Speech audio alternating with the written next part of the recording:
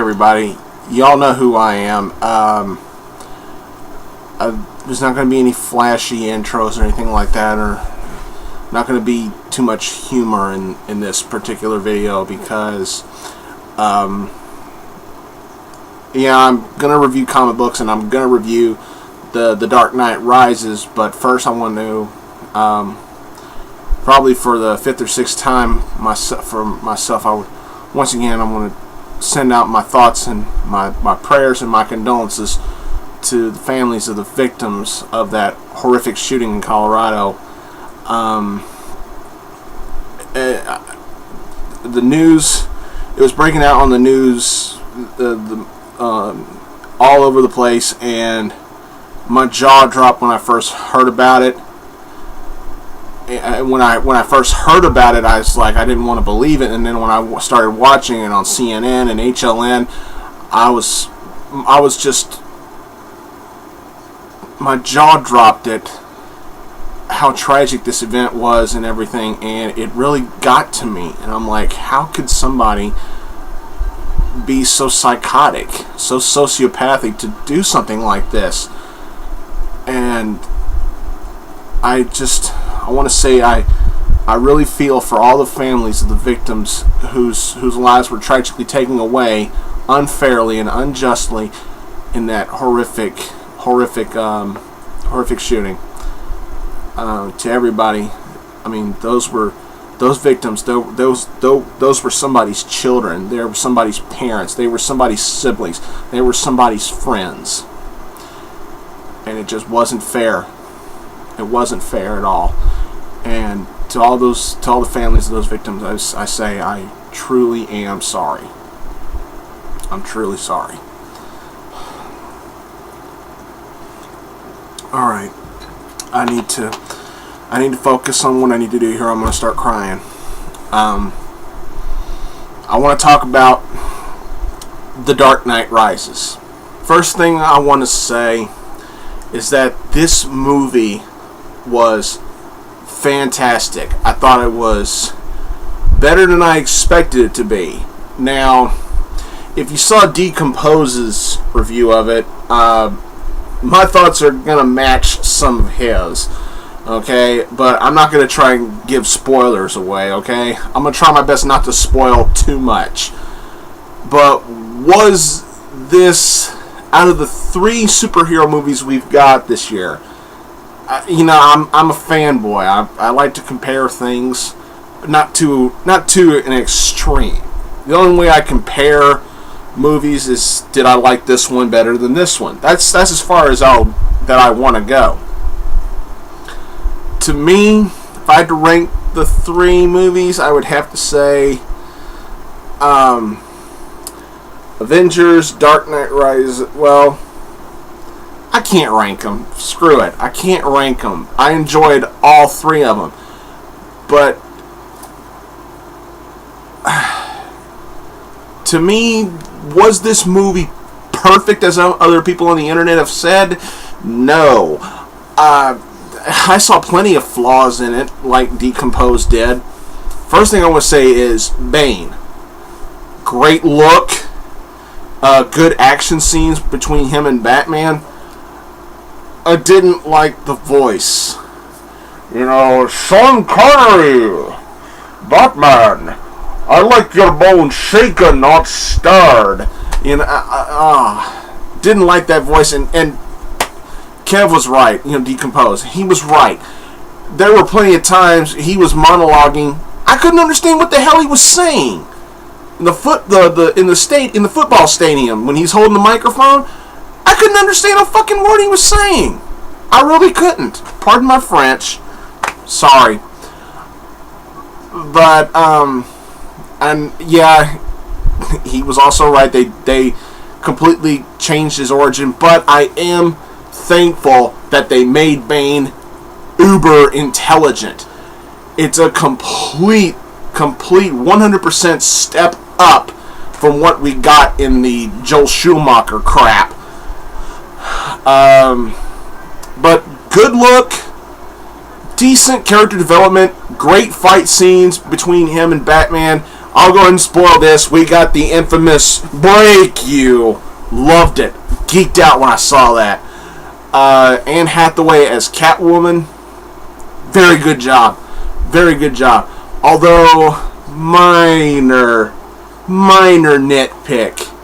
I don't recall them actually dropping the name Catwoman at any time during this movie. Not one time. I don't think I ever heard anybody call her Catwoman. You know, Selena Kyle, we got the name, but we didn't get the alias. That's just a minor nitpick. It's easily forgivable. The character development was very well done, and she did a fantastic job with it. Of course, Christian Bale did a great job as both Bruce Wayne and Batman. He didn't do too much of the growly voice. Not too much, but he still had it there. You know, grizzly bear with sawdust in the throat voice. I'm Batman. He still had that, and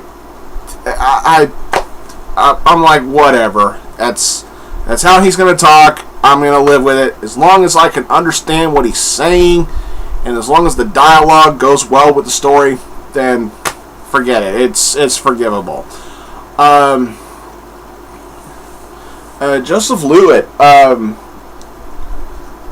Interesting character for him. Of course, the big okay, minor spoiler here too.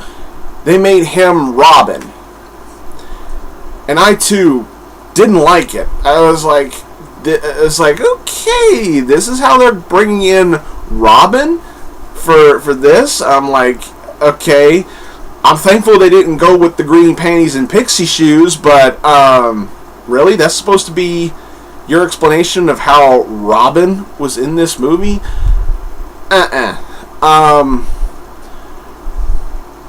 the big twist on who the main villain ended up being near the end of near the end of the movie, did not see that coming. I did not see that coming at all. When the big reveal as to who the real mastermind was, when the big reveal happened, I literally leaned forward and my jaw dropped. I went, oh my god. Totally did not see that coming. That's just me. And I watched the whole movie. I sat there and I watched the whole thing. Didn't get up to go piss or nothing. I mean, my eyes were glued to that screen. I didn't miss anything, and I still did not see that coming. Great job by everybody for pulling that off. Just good action. The action was very, very well done. The special effects, the dramatic, the big booms and guns and stuff in the movie was very well done. And it's hard to believe that this movie was damn near 3 hours long. And that's another thing Decompose was right on. I mean, it didn't feel like it was that long. It's like once you got from beginning to end, it didn't really feel like 3 hours to me. It captivated me, kept me entertained. I was hooked from beginning minute to ending minute. I was firmly hooked. Was it perfect? Absolutely not. But was it a great movie? Yes, it was.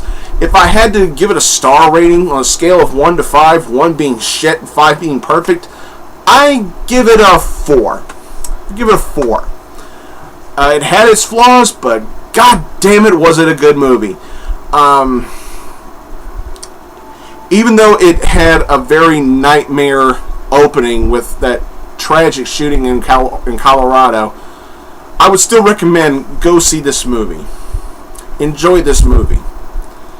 And I can't believe Warner Brothers was actually this close to...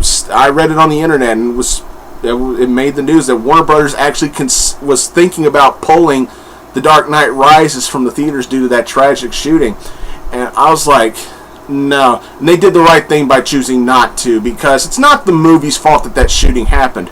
Whose fault was it? It was the motherfucker who pulled the trigger. It was his fault that those people tragically and sadly lost their lives. Alright. there's my review of The Dark Knight Rises. Great movie, had its flaws, but still very, very enjoyable. Now, onto the comic books for this week. We're going to start with Marvel and end with DC. We got an even split, 4 Marvel, 4 DC. We're going to start with Avengers versus XMen, round 8. Yeah, round 8. Okay, we got Brian Michael Bendis writing this with Andy Kubert on the writing. Good choices. Yeah, the cover is somewhat justifiable. Namor is indeed the top antagonist in here. Is it just me? I am getting so sick and tired of that Imperious Rex. I'm getting so sick of that. I'm also getting really sick. I've been sick and tired of Emma Frost. I almost want to push on Twitter. Hashtag kill Emma Frost. Let's get it trending to Marvel. Kill Emma Frost. Fuck that cunt. But the main gist of this is it's basically everybody versus Namor. It's going on at Wakanda. Namor's tearing all this shit up, and it's literally taking the Avengers everything they have to get him down. And just when you think the Avengers are finally starting to get something going here, and spoiler alert, they take Namor down. However, there's a bit of a double edge to that. Namor gets taken down, but his powers, his portion of the Phoenix powers siphon into the remaining 4, making them even stronger. And the Avengers are going, it took us almost everything we had just to get one of them down, and we just made the other 4 stronger. And you think to yourself, shit. And once again, another one of these to Marvel for making the X-Men just full-blown villains. I mean, yes, the story with the Phoenix powers corrupting them, it goes well. But the one thing I won't ruin is that we get a certain someone stepping in and talking shit to Cyclops. He's like, stop this or I'll stop you. Who is it? I won't dare ruin it for you. And all I can say is, it's about time that this person stepped in. Thank you, Marvel, for that. That alone was probably the best part of this book. But I'm not even going to try to ruin that for you. Pick up this book and look at it for yourself. This was okay. Wasn't great, but it was okay. All right. Time for the pick of the week. The pick of the week goes to Captain Marvel #1. I love that cover. I apologize if it seems a little dim in here. I got the windows open to get some natural light in here. I just figured that'd be bright enough. But Captain Marvel #1 is my pick of the week. Kelly Sue DeConnick and Dexter Soy work on this. DeConnick does a fantastic job with the writing. Dexter Soy's artwork, it's different, but it's different in a good way. I looked at it, the first time I looked at it, I'm like, woo, this is kind of gritty.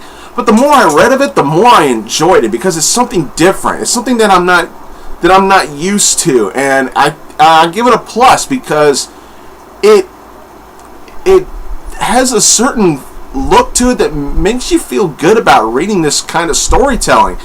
Because I was going into this, first of all, it's good to see Carol getting her own series again, but I was going into this thinking it's just going to be some random fight, and she just gets the new costume and they just say, take the title, and she's like, okay. I thought it was just going to be one of those kinds of stories, give it a slow beginning, kind of like an A or something, but no. Marvel did a really good job with the beginning of this. I'm not going to give anything away. I loved it from beginning to end. Great touching way of how she takes the moniker of Captain Marvel. Loved the dialogue. Loved everything about it. Had its humor in there. And it was just a blast. I loved it. I am fully on board with this. This is on my pull list. Loving it. Do yourselves a favor. Get this. it'll be worth your money. Awesome. Just awesome. Alright, moving on. Fantastic Four 608. I gotta say, this was a hell of a lot better than the last issue was. Jonathan Hickman is still doing his work here. It is sad that he is fixing to leave the book. I'll give Failure Fraction one chance with it, and if he pisses me off, I'm done. But Fraction, you only get one chance. You fucked up the Fantastic Four. I am done. But yeah, this is the I guess this is the conclusion of what's going on with Wakanda attacks and everything, and Sue, the female Black Panther, and Storm are holding off these undead creatures or something like that, and Reed and T'Challa go into this ancient city of the Wakandan city of the dead, and they meet with a goddess, and Black Panther openly admits that he wants to be the king again. He wants to be the Black Panther again. So a deal is made. But I don't know if I want to give it away. I don't think I want to. Black Panther gets a portion of his request, but not all of it. But there's a certain twist. He is the Black Panther again. I'll give that away. But I don't know. I don't know if I want to give the rest of it away, because it was a nice twist, and I did like it. I'll just say, okay, he is a Black Panther again, and he is a king again. Think about that. He's a king, but he's not the king of Wakanda. The goddess makes him a king again, but it's a nice twist. I'm not going to give anything. I'm not going to ruin it. It's nice, very nice. I liked it. This was really good. All right, this is a book that damn near made the pick of the week, and it probably would have if Captain Marvel didn't come out. XFactor 240. Run, Layla, run. This is a perfect example of writing a good Layla Miller story. Wow. This book was about nothing but Layla. She's off to go get a gift or something from Madrux. And all throughout the book, you're seeing her coming through scenarios. It's like, should I do this or should I do this? And this right here is a great detailed explanation as to just how well she knows stuff. And it's brilliantly done. Peter David does a fantastic job with this. All throughout the book, you see, kind of like split screens in each page of going, okay, if Layla does this, then this is what will happen. If she doesn't do it this way, then this is what will happen. Or, if somebody says it like this, this will happen. Or, and every one of them makes sense. But the selling point, the one that made it really awesome, was the very end. That she decides to save a certain somebody. It's not anybody important. It's not really anybody huge or anybody important.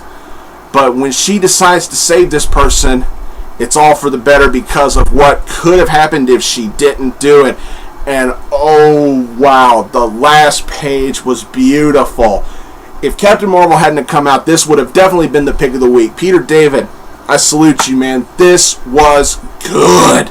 This was really good and a must-have for any XFactor collector. Awesome. Alright, now on to DC. Alright, I'm going to start with Birds of Prey, number 11, Poison Ivy's Wrath. Yes! Yes! I was waiting for DC to finally give us an issue of Birds of Prey where the main focus was Poison Ivy. Wow, did this deliver. Oh, man. Ivy strikes a deal with the birds, and a deal that they're not they're not wanting to take. But there's a certain twist in here that they're like, oh shit, we gotta take the deal. They have to. So now the birds, it looks like the birds are now working for Ivy instead of with Ivy, and it's such a good moment.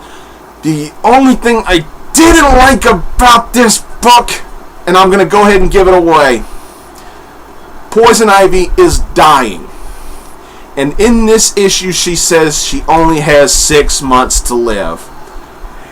And the fanboy in me, Ivy's always been my favorite, and I just went, no! DC, please, don't do it. Don't do it. Think of some bullshit retcon to keep it from happening. Please don't kill my Ivy.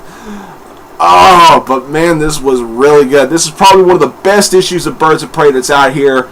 Yeah, it had its flaws, like the big one that I just mentioned, but all in all, just a fantastic book. This is probably the best. Yeah, I'd have to say this is probably the best DC book this week. Wow, completely took me by surprise by how good this was. All right, moving on. Batwoman number 11. I just hope that this non-linear style of storytelling is over with. I really hope that they're going to go back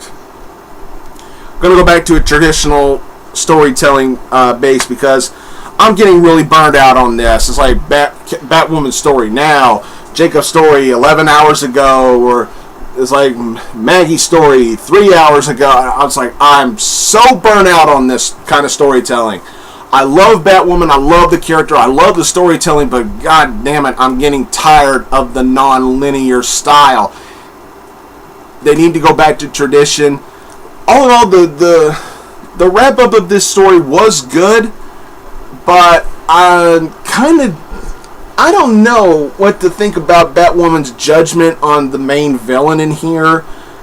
Maybe we'll get a better explanation in the next issue. I don't know. This was good. J.H. Williams III is still, once again, here's my catchphrase, no slouch to a good writing.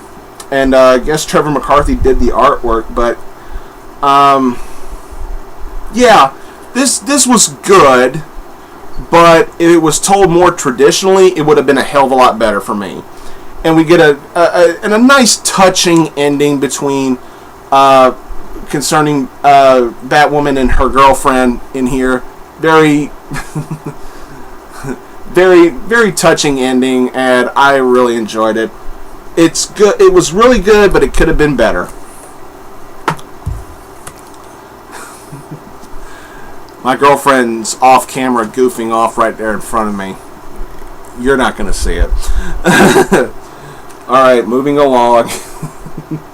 No, I'm not showing it to you. Green Lantern Corps number 11. Alone against the Alpha Lanterns. Wow. This story is continuing to unfold in a good way. It's keeping me gripped. I'm loving it. Guy Gardner.